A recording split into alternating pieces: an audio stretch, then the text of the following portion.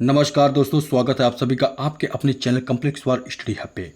आज हम police constable परीक्षा के लिए हिंदी विषय के अत्यंत महत्वपूर्ण एमसीक्यू प्रश्नों की शानदार प्रैक्टिस करने वाले हैं। दोस्तों, हिंदी एक ऐसा विषय है जिसमें थोड़ी सी सही तैयारी आपको परीक्षा में अच्छे अंक दिला सकती है। इसलिए आज की इस क्लास में हम परीक्षा में बार बार पूछे जाने वाले महत्वपूर्ण प्रश्नों को विस्तार से समझेंगे, उनके सही उत्तर जानेंगे और साथ ही उन प्रश्नों को हल करने की रणनीति भी सीखेंगे। यदि आप यूपी पुलिस कांस्टेबल 2026 में चयन का सपना देख रहे हैं तो इस क्लास को शुरू से अंत तक जरूर देखें, क्योंकि हर प्रश्न आपकी परीक्षा के लिए बेहद महत्वपूर्ण है। वीडियो पसंद आए तो लाइक शेयर, चैनल को सब्सक्राइब करें और अपने दोस्तों के साथ शेयर करना बिल्कुल भी ना भूलें। तो चलिए दोस्तों, बिना समय गवाए हुए हम लोग शुरू करते हैं आज का महत्वपूर्ण प्रैक्टिस सेशन। आज का पहला प्रश्न है साथियों, कंठ तालव्य कौन सा है? उ उ र श ए ऐ ओ आ। तो इसका सही ऑप्शन होगा साथियों ऑप्शन नंबर सी, ए ऐ। नेक्स्ट, आना जाना में अपेक्षित विराम चिन्ह है? योजक चिन्ह, पूर्ण विराम, प्रश्नवाचक चिन्ह, अर्ध विराम।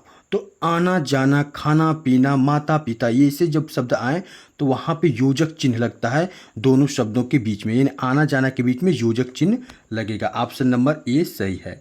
नेक्स्ट, सही वर्तनी वाला शब्द कौन सा है? सही वर्तनी वाला शब्द कौन सा है? वर्तनी से एग्जाम में 1-2 क्वेश्चन 100% रहेंगे, तो इसको वर्तनी आपको बताना है और देखिए। तो इसका सही ऑप्शन होगा ऑप्शन नंबर बी, अनौपचारिक। नेक्स्ट, स्वतंत्रता सबको प्यारी होती है, वाक्य के रेखांकित शब्द का संज्ञा भेद है। यानी स्वतंत्रता का आपको बताना कि ये संज्ञा का कौन सा भेद है? जातिवाचक संज्ञा, भाववाचक संज्ञा, गुणवाचक संज्ञा, इनमें से कोई नहीं। तो इसका सही ऑप्शन होगा साथियों ऑप्शन नंबर बी, भाववाचक संज्ञा। मुझे किस प्रकार का सर्वनाम है? मुझे किस प्रकार का सर्वनाम है? उत्तम पुरुष, मध्यम पुरुष, अन्य पुरुष, इनमें से कोई नहीं। तो इसका सही ऑप्शन होगा साथियों उत्तम पुरुष। क्या होगा? उत्तम पुरुष। नेक्स्ट, चाय फीकी है, इस वाक्य में फीकी किस प्रकार का विशेषण है? परिणामवाचक विशेषण, सार्वनामिक विशेषण, गुणवाचक विशेषण, संख्यावाचक विशेषण। तो चाय फीकी है, इस वाक्य में फीकी किस प्रकार का विशेषण है? तो फीकी जो है गुणवाचक विशेषण है। कैसा है साथियों? गुणवाचक विशेषण। नेक्स्ट, निम्नलिखित में से किस वाक्य में अकर्मक क्रिया है?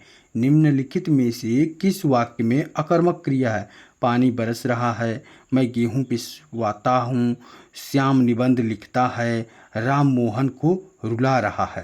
तो इस वाक्य में अकर्मक क्रिया आपको देखना है। तो इसका सही ऑप्शन होगा साथियों ऑप्शन नंबर ए, पानी बरस रहा है। नेक्स्ट, आज हमारी बारी है में आज कौन सा पद है? आज हमारी बारी है में आज कौन सा पद है? आज शब्द कौन सा पद है? क्रिया विशेषण है, संज्ञा है, क्रिया है या फिर सर्वनाम है? तो इसका सही ऑप्शन होगा साथियों ऑप्शन नंबर ए, यानी कि क्या है? क्रिया विशेषण है। नेक्स्ट, निम्नलिखित में वचन की दृष्टि से असंगत युग्म छांटना है, यानी इसमें 3 सही है और 1 गलत है।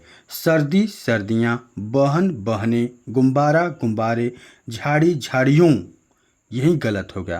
क्या होगा? ऑप्शन नंबर डी, झाड़ी का झाड़ियों, ये नहीं होगा। नेक्स्ट, मैं खाना खा चुका था, मैं खाना खा चुका था, इस वाक्य में कौन सा भूतकालिक भेद है? देखिए, भूतकाल के कई से भेद होते हैं, वर्तमान के भी भेद होते हैं, भविष्य के भी होते हैं। इनसे क्वेश्चन एक जो एग्जाम में आपके जरूर रहेंगे, तो आपको बताना है ये कौन सा भूत है? पूर्ण भूत है, सामान्य भूत है, संदिग्ध भूत है, आसन्न भूत है। तो इसका सही ऑप्शन होगा पूर्ण भूत है। कैसा भूत है? पूर्ण भूत है। नेक्स्ट, शायद कल यहाँ निर्माण का शिलान्यास होगा, शायद कल यहाँ निर्माण का शिलान्यास होगा, इस वाक्य में क्रिया किस काल का बोध करा रही है? अपूर्ण वर्तमान, सामान्य भविष्य, सामान्य भूत, संभाव्य भविष्य। तो इसका सही ऑप्शन होगा साथियों संभाव्य भविष्य, क्योंकि कह रहे शिलान्यास होगा, वो भी शायद। नेक्स्ट, आम खाया जाता है, इस वाक्य में कौन सा वाच्य है? क्या बताना है? कौन सा वाच्य है? भाववाच्य है, कर्तृवाच्य है, क्रियावाच्य है या कर्मवाच्य है? तो इसका सही ऑप्शन होगा साथियों ऑप्शन नंबर डी, कर्मवाच्य है। क्या है? नेक्स्ट, निम्न में से कौन से वाक्य में कर्म कारक का गलत प्रयोग हुआ है? कर्म कारक का गलत प्रयोग हुआ है। लड़का कुत्ते को मारता है, सीता ने चिट्ठी लिखी, रमेश ने गोपाल को मारा, कविता पत्र को लिखती है। यहाँ पे सही ऑप्शन होगा ऑप्शन नंबर बी, सीता ने चिट्ठी लिखी। नेक्स्ट, किवाड़ शब्द इनमें से क्या है? किवाड़ शब्द क्या है? तद्भव है, तत्सम है, देशज है, या फिर इनमें से कोई नहीं। तो देखिए किवाड़ कृपाड़ का ही क्या है? तद्भव रूप है, यानी कि 14 का क्या हो जाएगा? ए, ऑप्शन नंबर ए। पढ़ने वाला में किस प्रत्यय का प्रयोग हुआ है? पढ़ने वाला में किस प्रत्यय का प्रयोग हुआ है? देशज, तदित, कृदंत, विदेशज। तो इसका सही ऑप्शन होगा कृदंत। क्या होगा? कृदंत। नेक्स्ट, निम्नलिखित विलोमार्थी शब्द युग्मों में असंगत है। असंगत मतलब कौन? गलत है।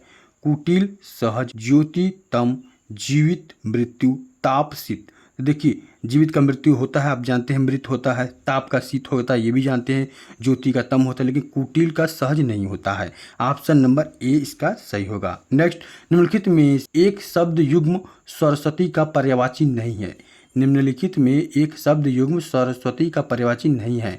हेम, हिरण्य, गीरा, वीणापाणी, शारदा, वागीशा, भारती, वाणी। तो देखिए शारदा का वागीशा सही है, भारती का वाणी सही है, गीरा का वीणापाणी सही है, लेकिन हेम का हिरण्य नहीं सही है। हिरण्य देखिए हिरण्यकश्यप है, हेम मतलब हिमालय हो गया, दोनों अलग अलग हुए। नेक्स्ट, क्षिति। क्षिति का पर्यायवाची है कमल, बादल, सरोवर, पृथ्वी। क्षिति का पर्यायवाची है, क्षिति का पर्यायवाची क्या होगा? ऑप्शन नंबर इसका हो जाएगा डी, यानी क्षिति का पृथ्वी। क्षिति का क्या होगा? पृथ्वी। नेक्स्ट, इनमें से कौन सा शब्द परिकर का अनेकार्थी नहीं है? परिकर का अनेकार्थी नहीं है। इसका सही ऑप्शन क्या होगा? समूह, कमरबंद, परिवार, छत्री। इसका सही ऑप्शन होगा ऑप्शन नंबर डी, छत्री। भवन और भुवन का अर्थ किस विकल्प में सही है? भवन का भुवन शब्द किस विकल्प से सही है? ऑप्शन क्या है? आकाश, संसार, 14 लोक, प्रसाद, महल, जगत, गृह, वन। तो इसका सही ऑप्शन हो जाएगा ऑप्शन नंबर क्या? सी, महल का जगत। नेक्स्ट, जिसने ऋण चुकाया दिया हो। जिसने ऋण चुका दिया हो, इस शब्द समूह के लिए एक शब्द बनाइए। श्रीणी, उश्रीणी, कृतज्ञ, कर्जदार। तो इसका सही ऑप्शन होगा साथियों ऑप्शन नंबर बी, उश्रीण। नेक्स्ट, जिसकी 2 माताएं हों के लिए इनमें से उपयुक्त शब्द क्या है? जिनकी 2 माताएं हों उनके लिए उपयुक्त शब्द बताना है। द्वैमातुर, द्वैमातृका, सौतेला, द्विमाता। तो इसका सही ऑप्शन हो जाएगा ऑप्शन नंबर ए, द्वैमातुर। नौड़ा का संधि विच्छेद है। नौड़ा का संधि विच्छेद है नौ धन उड़ा, नौ धन उड़ा, नौ धन उड़ा, नौ धन उड़ा। तो इसका सही ऑप्शन हो जाएगा ऑप्शन नंबर क्या? सी। क्या हो जाएगा? नेक्स्ट, निरी का संधि विच्छेद इनमें से क्या है? निधन री, निधन ईह, निरीधन ईह, निर्धन ईह। तो इसका सही ऑप्शन हो जाएगा क्या? Option number B. क्या हो जाएगा? नेक्स्ट, निम्नलिखित में से कौन सा शब्द तत्पुरुष समास का उदाहरण है? तत्पुरुष समास का उदाहरण है, तत्पुरुष समास का। हरिशंकर, राजपुरुष, पीताम्बर, रात दिन। तो इसका सही ऑप्शन हो जाएगा साथियों ऑप्शन नंबर बी, राजपुरुष। क्या है? तत्सम पुरुष का समास है। नेक्स्ट, निम्नलिखित प्रश्न में 4 विकल्पों में से उस विकल्प का चयन करें जो सही वाक्य भेद का विकल्प हो। तुम अगर अपना काम पूरा कर लो तो हम खेलने जा सकते हैं। विधानवाचक वाक्य, संदेहवाचक वाक्य, निषेधवाचक वाक्य, या फिर संयुक्त वाक्य। तो इसका सही ऑप्शन होगा ऑप्शन नंबर डी, संयुक्त वाक्य। नेक्स्ट, निम्नलिखित प्रश्न में 4 विकल्पों में से उस विकल्प का चयन करें जो दिए गए वाक्य के लिए वृत्ति के भेद का सबसे अच्छा विकल्प है। उसने अपना काम खत्म कर दिया होगा। संभावनार्थ, संदेहार्थ, निश्चयार्थ, विध्यर्थ। उसने अपना काम खत्म कर दिया होगा, ऐसी संभावना जताई जा रही है ना। तो यहाँ पे क्या हो जाएगा? ऑप्शन नंबर बी इसका सही हो जाएगा, संदेहार्थ। क्या हो जाएगा? संदेहार्थ। शैक्षणिक और सांस्कृतिक शब्द किस व्याकरणिक इकाई से संबंधित हैं और किस प्रत्यय से मिलकर बने हैं? संज्ञा और विशेषण। संज्ञा और विशेषण शब्द अप्रत्यय से, विशेषण और संज्ञा शब्द ऋक और त्रिक प्रत्यय से, विशेषण और विशेषण शब्द इक प्रत्यय से, संज्ञा और संज्ञा शब्द अड़िक और अतिक प्रत्यय से। आपको बताना है कि ये शैक्षणिक और सांस्कृतिक किस प्रत्यय से बने हैं। तो इसका सही होगा ऑप्शन नंबर सी। क्या होगा ऑप्शन नंबर सी। विशेषण और विशेषण शब्द ईक प्रत्यय से। क्या होगा, विशेषण और विशेषण शब्द ईक प्रत्यय से हैं। ठीक। संविधान के किस अनुच्छेद के अनुसार संघ की राजभाषा हिंदी और लिपि देवनागरी है। हिंदी और लिपि देवनागरी संविधान के किस अनुच्छेद के अनुसार। तो इसका सही इसका ऑप्शन है अनुच्छेद 346, अनुच्छेद 342, अनुच्छेद 344, अनुच्छेद 343। तो इसका सही ऑप्शन हो जाएगा हमारे साथियों अनुच्छेद 343। नेक्स्ट, भगवती चरण वर्मा की पुस्तक कौन सी है। मैला आंचल, आधे अधूरे, चित्रलेखा, इनमें से कोई नहीं। तो भगवती चरण वर्मा की प्रमुख पुस्तक है चित्रलेखा। क्या, चित्रलेखा। किस मुहावरे का अर्थ है बहुत नाजुक होना है। पानी पानी होना, चूड़ियाँ पहनना, खिचड़ी खाते पहुँचा उतरना, दूध के दांत न टूटना। तो किस मुहावरे का अर्थ है बहुत नाजुक। तो बहुत नाजुक मतलब खिचड़ी खाते हुए उतरना। इसका ऑप्शन नंबर सी हो जाएगा। नेक्स्ट, जब किसी सामान्य बात का विशेष बात से, सामान्य बात का विशेष बात से तथा विशेष बात का सामान्य बात से समर्थन किया जाए वहाँ कौन सा अलंकार होगा। विरोधाभास, संदेह, अर्थांतर न्यास या विशेषयोक्ति। ठीक। तो इसमें यहाँ पे कौन सा समास, कौन सा अलंकार होगा। इसका ऑप्शन नंबर सी हो जाएगा। क्या हो जाएगा ऑप्शन नंबर सी। छंद की दृष्टि से गणों की संख्या कितनी है। छंद की दृष्टि से गणों की संख्या कितनी है 9, 4, 8, 16। तो इसका सही ऑप्शन हो जाएगा हमारे साथियों ऑप्शन नंबर क्या सी। ऑप्शन नंबर सी यानी कि 8। क्या हो जाएगा ऑप्शन नंबर सी यानी कि 8।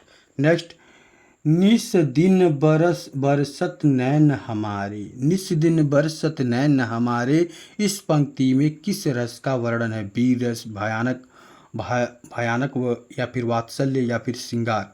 वीर, भयानक, वात्सल्य, श्रृंगार, इनमें से कौन सा है। इसका सही हो जाएगा ऑप्शन नंबर डी, श्रृंगार रस। क्या हो गए, श्रृंगार रस। हमारे प्रिय साथियों, कैसा लगा यह सेशन कमेंट करके हमें ज़रूर बताएं और आपने कितना स्कोर किया है ये भी हमें बताना ना भूलिएगा।